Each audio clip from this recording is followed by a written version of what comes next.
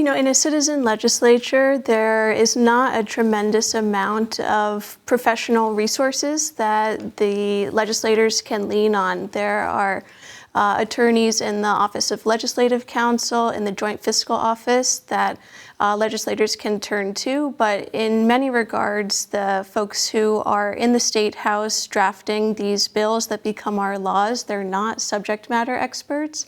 They don't have a tremendous amount of time during the legislative session to get big policy reform done. And in some ways, these lobbyists and advocates are a welcome resource to a lot of these legislators.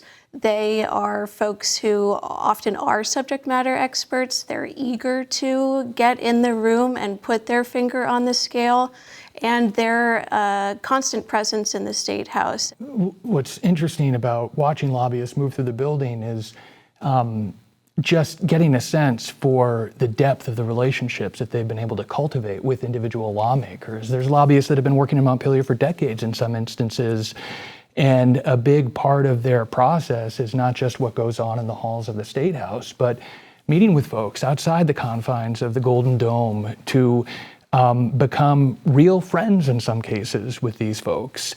And, you know, there are people lobbying for things like the education reform bill or housing, Vermont-specific issues, but there are lobbyists who are representing national interest in some cases. Google has 7 lobbyists contracted in Montpelier. Airbnb has 9 people that could work on its behalf.